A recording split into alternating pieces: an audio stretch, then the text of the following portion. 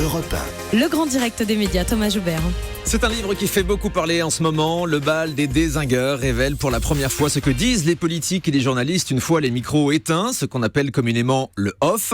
Le livre regorge d'anecdotes très croustillantes sur nos hommes et nos femmes politiques, et le co-auteur du bal des dézingueurs est notre invité ce matin sur Europe 1, Laurent Bazin. Bonjour. Bonjour Thomas. Je suis ravi de vous retrouver parce qu'on va le préciser, on a travaillé ensemble dans une autre vie à l'époque, à la matinale d'ITélé avec Nathalie Yanetta qu'on embrasse aussi. Dans votre livre, donc vous révélez au grand jour ce qui se dit en off entre journalistes et politiques à l'occasion de rencontres ou de déjeuners, des déjeuners qui sont très fréquents. Extrêmement fréquent. Je sais que ça frappe beaucoup les gens parce que les discussions qu'on a avec des lecteurs, comme ça, maintenant qu'on commence à faire des dédicaces, c'est ce qui revient beaucoup. Mais qu'est-ce que vous déjeunez ? C'est fou ce que vous déjeunez. Effectivement, oui, c'est 2, 3... Pour un journaliste politique, journaliste politique dont c'est le métier, chroniqueur, d'aller chercher l'info. Le déjeuner, c'est l'endroit où on va chercher l'info. Donc c'est journaliste politique. 2, 3, 4 déjeuners, effectivement, ou petits déjeuners politiques par semaine. Mais en fait, donc, c'est quoi ? Ça montre que les politiques et les journalistes sont cul et chemise ? Non, ça montre que les politiques et les journalistes se fréquentent, ou plus exactement que les journalistes fréquentent les politiques pour aller chercher de l'info. C'est ça qu'on veut expliquer dans ce bouquin. Et pourtant, c'est un petit peu tabou parce que généralement, les journalistes, les politiques n'ont pas envie que ça se sache, ces rencontres. Non, ça se dit pas. Et c'est ce qui nous a beaucoup frappé. C'est pour ça qu'on a écrit ce bouquin. On a écrit ce bouquin parce qu'au départ, c'est un été 2013, on reçoit un coup de fil de notre rédaction commune, Alba Ventura et moi, on travaillait dans la même maison. C'est votre co-auteur, la Maison Rouge qui est à côté de chez vous. Et on reçoit un coup de fil en disant on déjeune avec le président de la République demain. Donc le président de la République nous a invités à déjeuner, comme il invite régulièrement des rédactions ou des journalistes à déjeuner. Ça aussi, on l'apprend dans le bouquin. C'est-à-dire qu'on apprend qu'il y a 2 à 4 déjeuners par mois avec le président de la République et des journalistes. Ça aussi, les gens, généralement, tombent de l'armoire. Et donc, on nous appelle et il faut bien faire garder les gosses. On est en vacances, on est dans le sud, on est le 18 juillet. Bon. En plein cœur de l'été. En plein cœur de l'été. Et donc, on dit aux copains du village, on est dans un petit village de l'Aude, on leur dit, est-ce que vous pouvez garder les gosses ? Mais pourquoi ? Parce qu'on va déjeuner demain à l'Élysée. Bon. Et on voit les gens tomber de l'armoire. En disant, mais comment ça vous Mais vous n'avez pas l'impression d'être convoqué dans ce cas-là ? Non, on n'est pas convoqué parce que ce sont les rédactions qui demandent, sont les journalistes qui demandent à voir le président de la République. Parce que ça, c'est l'avis de Jean-Jacques Bourdin, par exemple. Parce que lui, il n'est pas d'accord, il ne partage pas votre avis sur ces déjeuners. Vous trouvez que c'est très utile, et vous les défendez donc dans ce livre. Au contraire, on les explique en tout cas. Jean-Jacques Bourdin, lui, c'est sa marque de fabrique.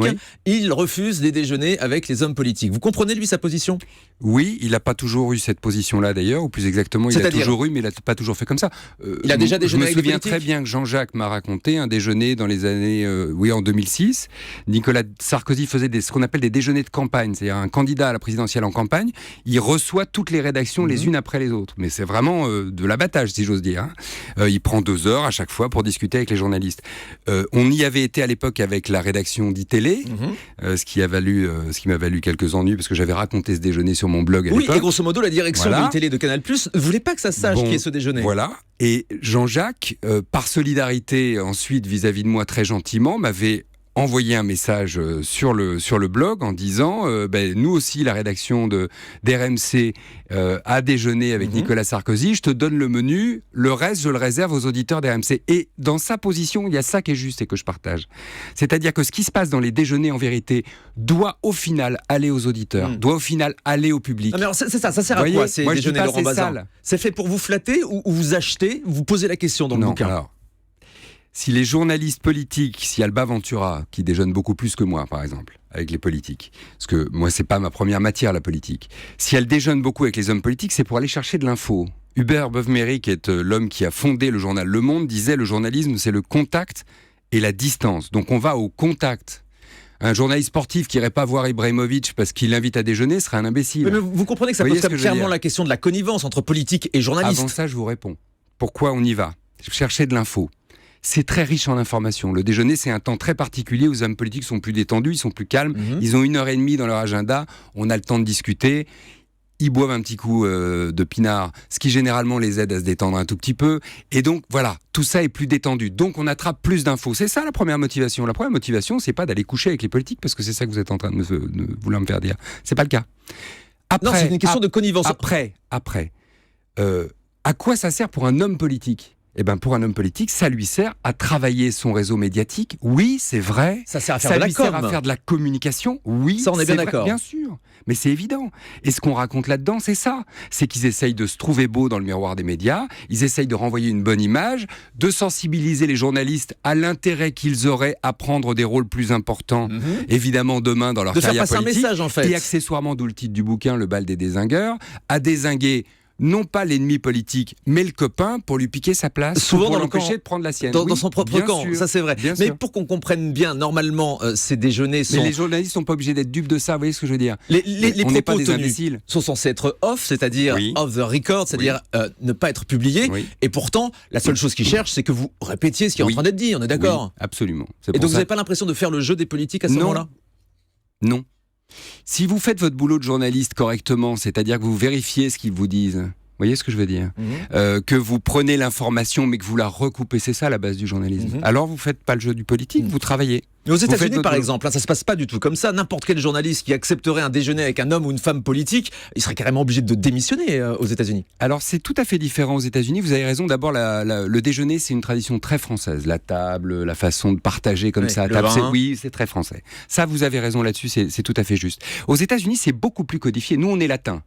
Donc nous, c'est off, mais c'est peut-être pas off, mais on va voir, tu peux le dire, mais je te l'ai pas dit, mais tu peux, etc. C'est pour ça que nous, on fait le bal des dézingueurs, parce qu'à un moment, faut dire aux gens ce qui se passe. C'est quoi ce nom de Voilà. la transparence? Mais ouais, on n'est pas les chevaliers blancs, hein, mais et puis il y a beaucoup de choses qui s'écrivent maintenant. Hein, mais c'est une façon de dire, vous voulez savoir ce qui se passe entre journalistes et politiques, on va vous raconter où ça se passe, comment ça se passe, ce qui s'y dit. C'est-à-dire on voulait offrir au public la possibilité de rentrer avec nous à table. Voilà, moi je tiens beaucoup à ça. Moi je pense que le public doit pouvoir s'asseoir à table, à côté des journalistes qui travaillent pour eux et pas pour les gens avec qui ils Alors déjeunent. s'asseoir en plus souvent dans des restaurants très chics de Paris, qui paye généralement?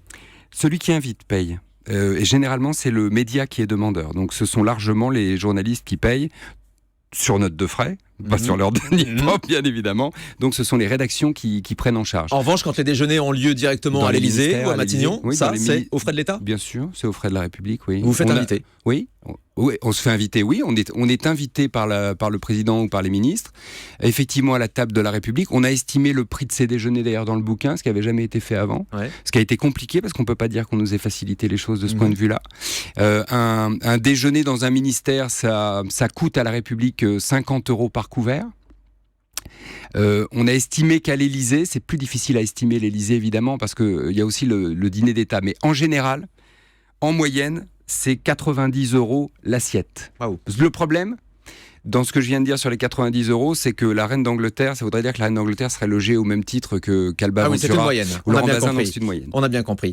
C'est une pratique qui a toujours existé ou c'est plutôt l'apanage de la nouvelle génération des politiques? Non, les déjeuners, ça a toujours existé. Oui, en même temps, vous dites dans le livre Et de plus qu'Alain en plus. Juppé, par exemple, Mais de plus en plus. Non. n'aime pas Alors, beaucoup ça? Oui, mais alors c'est des choses différentes. C'est-à-dire oui, vous avez raison, c'est exact. Alain Juppé n'aime pas beaucoup déjeuner, mais maintenant qu'il est en campagne, il vient de commencer à déjeuner. Vous voyez? On a bien C'est ça compris. qui est rigolo.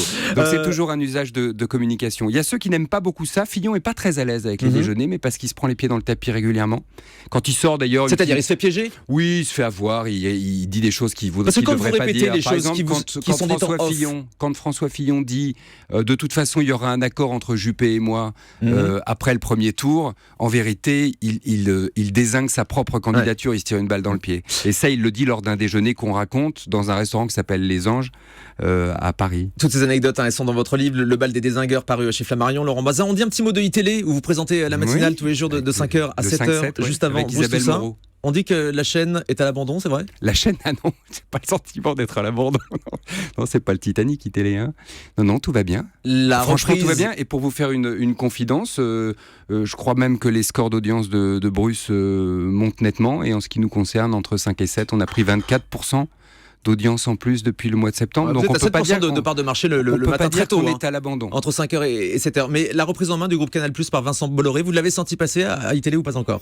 Je crois que Céline Pigalle et l'ancienne patronne de la chaîne l'ont senti passer assez Elles ont été virées. sévèrement. Elles ont été virées.